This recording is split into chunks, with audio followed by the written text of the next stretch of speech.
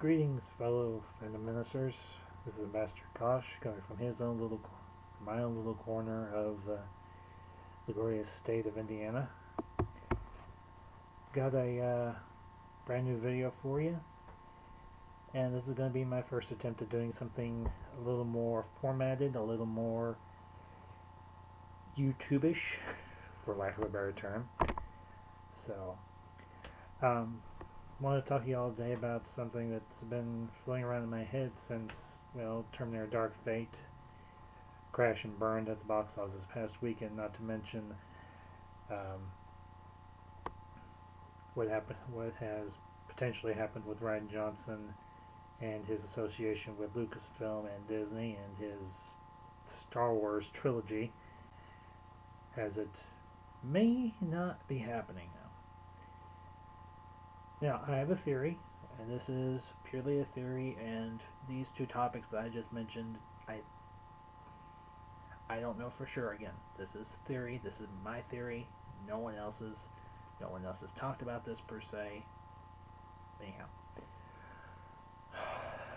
as most of you know, we have been dealing with a lot of identitarian politics, social justice, all this other stuff that, for us, a lot of us don't really feel that belongs in movies. And I did some research today, and I think that's why this video is, it's not really that late. Anyhow, I did some digging on Bounty into Comics. I read through their article about Rian Johnson being booted out of, for lack of a better term, booted out of Lucasfilm and Disney, and his Star Wars trilogy being put on the trash heap. I also did some digging into Mr. Johnson's background, in particular why Kathleen Kennedy hired him to do The Last Jedi, and considering her background as well. So, I hope you'll go with me on this little rabbit trail. I hope it goes somewhere. I think it will. I don't know if this will pan out. It may all turn out to be just my own personal theory, but for what it's worth, here it is. As I mentioned a few minutes ago, most people know by now Terminator Dark Fate, it crashed and burned at the box office. This is for a number of reasons. One, and at this point, I don't think there's an issue of me spoiling the movie, but just in case, spoiler alert, spoiler alert, spoiler alert. John Connor dies at the beginning of the movie. Most of you may or may not know this already. But yeah, Dark Fate pretty much picks up right after Terminator 2 Judgment Day ends. John and Sarah are down in Mexico somewhere, and another T-800 or Arnold model Terminator finds them, and basically kills John, pretty much rendering him as no longer the savior of humanity. And in his place, we get this new girl, played by Danny Ramos. I don't know if this is the actress's name or the character's name, but whatever the case, John basically gets replaced. So, and then you've got the new female Terminator, who isn't actually a Terminator, she's an augmented human. You've got the other new Terminator who can split himself in two. You've got the new savior, who's this young woman, and then you've got Sarah, and you've got I hate to say this, an emasculated Arnold Terminator. So, Tim Miller made it pretty clear that this movie was going to scare the bleep out of what he termed misogynist men who don't like strong women, what have you. And pretty much they shoved a whole lot of identity politics, strong feminine characters, and what have you into this movie, and, I think the proof is in the pudding that most audiences didn't want this. They didn't want this in their movie. They wanted just a decent Terminator movie. Hopefully, with something, being James Cameron and Linda Hamilton were back and everything and working on this. And hopefully we would have gotten something good. Hopefully something that was a decent follow up to Terminator 2 Judgment Day. Now, up until now, some of the movies we've gotten have not been that good, but they didn't shove this identity politics down everybody's throat. Unfortunately, with this one, thank you ever so much, Tim Miller. They did. And because of this, the movie tanked, amongst other reasons. I mean, obviously, most people didn't want another Terminator movie. They were pretty much, after Genesis came out, people were like, we're not interested. We don't want any more Terminator movies. Just stop. Or if you're going to do another one, do something decent, for heaven's sake. Please do something decent. That wasn't the case. Now let's rewind back to 2016 when they're starting the marketing ramp up for Last Jedi. We find out that J.J. Abrams isn't directing this one. This new guy, Rian Johnson, is. Now, he's done a few TV things. He did Looper, which I never saw. I heard it was it was okay. But then we've got, when you start getting all the press junkets, and you've got Kathleen and Ryan and the cast, in particular Mark Hamill, up there on stage at all these press for all these conventions and so on. And Mark Hamill is doing his darndest to warn everybody that this movie is not going to, as he said in The Last Jedi, go the way we think it will, or end the way we think it will, to be more accurate. And Last Jedi comes out, people go see it, and a lot of people start saying, what the hell was this? I was one of those people. Now, I'll be the first to admit, the first time I walked out and everything watching The Last Jedi, I was with my wife and one of my best friends. We went and saw it around Christmas time and everything. Wanted to do something fun together, and we all love Star Wars. I walked out, my wife and my best friend, they walked out, and all our minds were blown like, what the heck did we just see? Where are they going to go from here? We had absolutely no idea. So, and then me, my wife, and my mother, we go to see Last Jedi as a family for Christmas. And the theater is packed. I mean, the building itself is packed, but the theater we were in, it was fairly well full. And watched it a second time. Now trust me, I'm going somewhere with this. It didn't click with me the first time what had happened in that movie. What had really happened in that movie. You had the storyline with Poe Dameron, which of the sequel trilogy characters, I thought he had the most potential. Him and maybe Kylo Ren. And everything. Yeah, I thought Kylo Ren would be a decent character. I didn't care that he took his mask off in The Force Awakens. That didn't make a difference to me. Was he intimidating as a character? He was 50-50, but I was bought in. I was thinking they would go somewhere with him in the next movie. And then of course you got Rey, and you got all that she does, and you got Luke, and that's where the picture broke, the story broke for me. Because I had a fairly decent idea of who Luke Skywalker was between the books in the EU that I have read and the movies, obviously, that most everybody has seen. This was not Luke as I know it, and let me be very, very clear about this, and I think I'm speaking to a fairly sympathetic and like-minded audience here. That was not Luke Skywalker. That wasn't even a deconstruction, if you want to use philosophical terms and everything, of Luke Skywalker. That was a disgrace. That was a defamation of character. That was a slandering of a character that obviously a lot of people did not appreciate. Not to mention you had what happened with Poe Dameron. A lot of people didn't care for that either. And then the backlash started. And I wasn't a vocal minority. Did I like The Last Jedi? After really mulling it over, no, I didn't. I didn't appreciate the story. It made no sense. I did not appreciate the fact that We learned nothing about the Knights of Ren. We did not learn anything about Supreme Leader Snoke. And those were two big plot holes for me.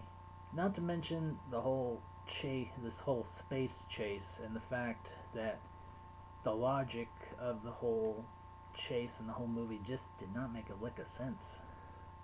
I mean, I'm not going to claim I'm some expert on Star Wars, even though, well, if you look behind me, I've got a good deal of Star Wars. I used to have a lot more when I was a kid, but that's either here nor there. I read the books. I read the technical manuals. Even though I didn't have them all, I took the time. I read through them. I felt like I had a pretty decent grasp of the universe. But what Johnson did not make a lick of sense in the movie itself, nor what he did to the characters, in particular Luke Skywalker. And then the stuff started leaking out about his social justice positions, for lack of a better term, his political positions, and the things that Kathleen Kennedy said and everything during all the press junkets and in the aftermath of The Last Jedi, that Rian favored strong female characters and not so much strong male characters. And I looked up 2 or 3 articles about all this. I will link them in this video down in the description so that y'all can go look at it, read it. You can look up stuff on YouTube about all the press junkets that Johnson and Kennedy and Hamill did before Last Jedi came out. And believe me, we're getting to the crux of this.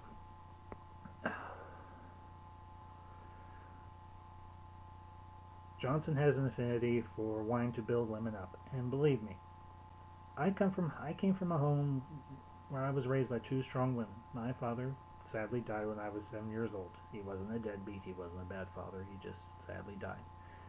My mother and my grandmother raised me.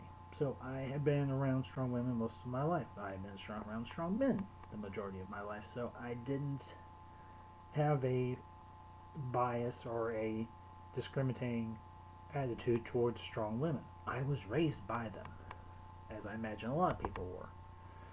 So this idea of empowering women through cinema, it seems a little trite to me. And now we've got Terminator Dark Fate bombing and probably not even going to barely break even. And now the news comes out that Johnson has been booted from Disney, from Lucasfilm, and his trilogy is, well, about as dead as, as dead as Emperor Palpatine should have been left. That's just my opinion. Palpatine should have been left dead, but that's been covered in another video and by other people besides me, so I'm not even going to bother retreading those tracks. So, what does this all mean for the rise of Skywalker? And what does this mean for the future of Star Wars? And most likely, what does this mean for Mr. Rian Johnson's directing career? Well, it don't look pretty on any front. Now, I'm going to say I do not lose any sleep, nor do I shed many tears over the fact that more likely Mr. Johnson's directing career is going to take a serious hit, because I would wager that Knives Out, I have a feeling it's going to bomb. Right now, in Hollywood and just in the general public, people aren't going to know his name and know what he's associated with. Not only The Last Jedi, but all of the trolling, all of the comments that he has made, and everything else under the sun. Nobody's going to want to touch him. Nobody. And nobody's going to want anything to do with his films, except for maybe those really die-hard, hardcore RJ fans. And, well, I'll be candid. I think those fans go as far as on Twitter. He'll have his defenders on Twitter, but when it comes to actually supporting his movies or anything that he makes, I don't think they're going to put their money where their mouth is. I mean, just look at what happened. Look what has happened with Dark Fate. you've got people on Twitter calling everybody everything under the sun because they don't like the movie, they didn't support the movie, they didn't go see the movie, they want nothing to do with the movie, all because supposedly, well, men and most likely other women are intimidated by strong female characters. Well, excuse me for being blunt, that's a load of bollocks, to quote our friends across the pond. So, in other words, it's a load of BS. As far as The Rise of Skywalker, it might do halfway decent opening weekend, but I think once word gets out, much like with The Last Jedi, once the reviews start coming out online from websites, from YouTube channels, and other places that people will listen to and do respect, I would wager that Rise of Skywalker is going to take a nosedive as deep and as far down as Luke's X-Wing on Op 2 did. So, Johnson's goose, as the old saying goes, is cooked. Rise of Skywalker and Star Wars itself, I would say, is just as equally cooked. It's going to be a long time before the public, and not to mention the fans, want anything to do with Star Wars. I'm one of them. And if, like I said, if you look behind me, I have slowly but surely rebuilt the original line from '77.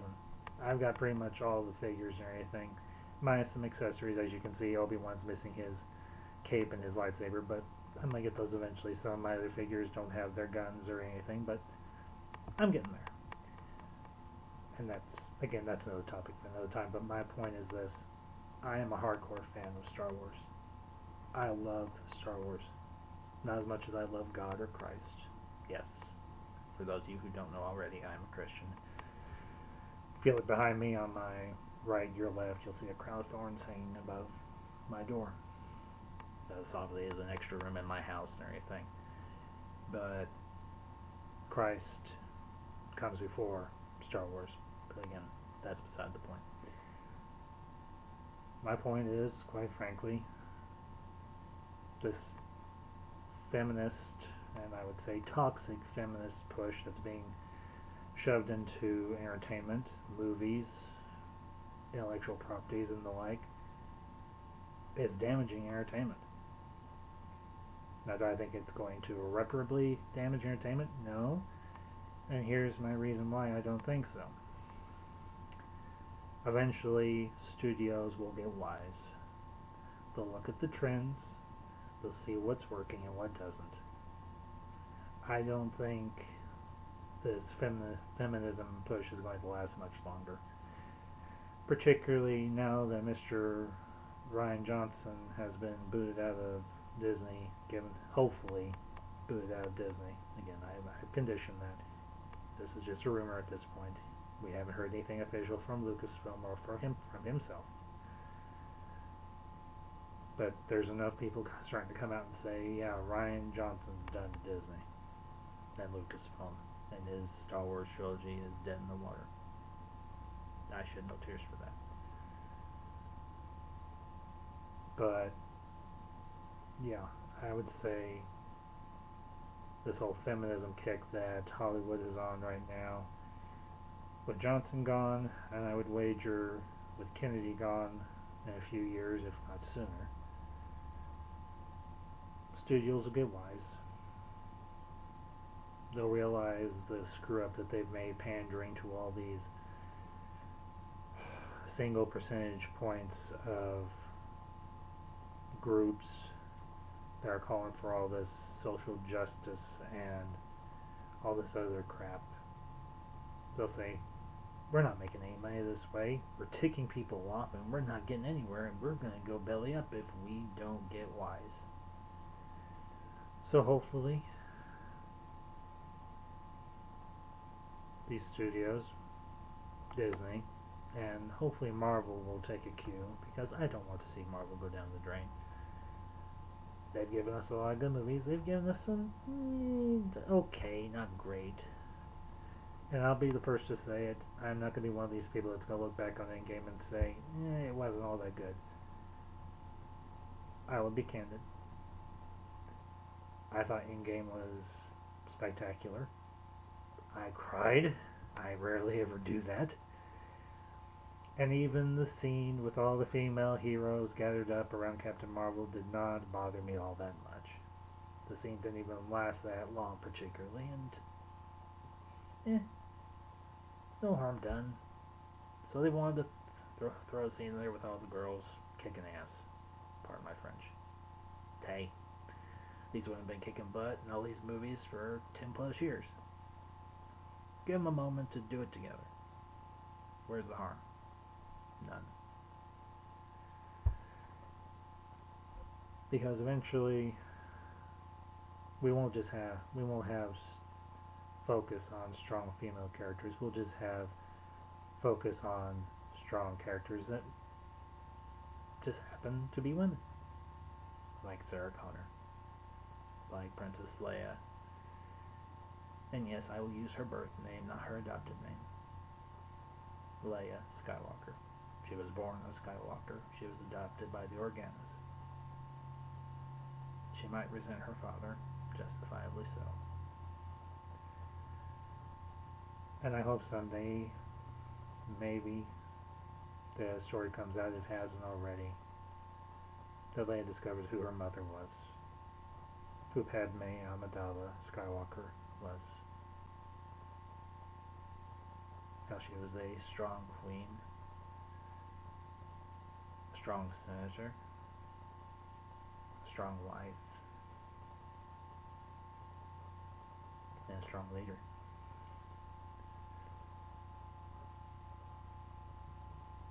And maybe, just maybe, as I said in my poem yesterday, we'll find a place to where we can dream again. We can have characters that we can truly identify with and respect and admire. So, well, that's all I've got for you this time. I hope this was enlightening. I hope it was entertaining. And I hope I didn't ramble all too much. Until next time, my fellow fandom ministers, this is Ambassador Kosh, signing off.